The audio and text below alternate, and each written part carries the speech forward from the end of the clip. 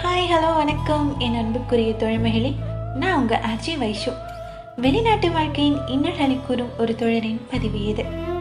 விவரம் தெரியாத வந்தவங்களை விட விலையிலேன்னு வந்தவங்க தான் அதிகம். கொஞ்ச நாள் வந்தால் போதும் செல்வம் செழிக்க வாழலாங்கிற கனவுகளை புதைச்சிட்டு கண்ணீரோடு வாழ்கிறவங்க அதிகம். சந்தோஷமோ துக்கமோ அரை நிமிட அலைபேசி அழைப்பில் தான் அதுக்கு ஆயுள்.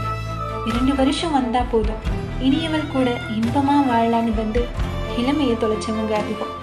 அம்மா இருந்தாலும் அப்பா இருந்தாலும் இறுதியாக முகம் பார்த்து இறுதி சடங்கு செய்ய நினைச்சாலும் நிர்வாகம் ஏற்றுக்கிட்டாதான் உண்டு.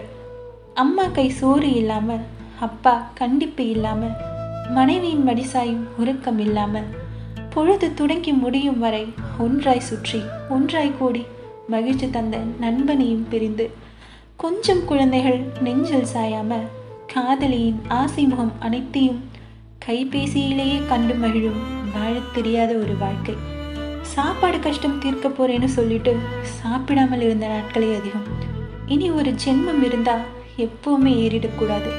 எதுக்காகவும் கண்ணாடி சொர்க்கமாய் தெரியும் வெளிநாட்டு வாழ்க்கையினும் நரகத்தில் இனி ஒரு முறை. இந்த பதிவு உங்களுக்கு பிடிச்சிருந்தா லைக் பண்ணுங்க, ஷேர் பண்ணுங்க, கமெண்ட் பண்ணுங்க. மறக்காம அந்த பெல் பட்டனை கிளிக் பண்ணுங்க.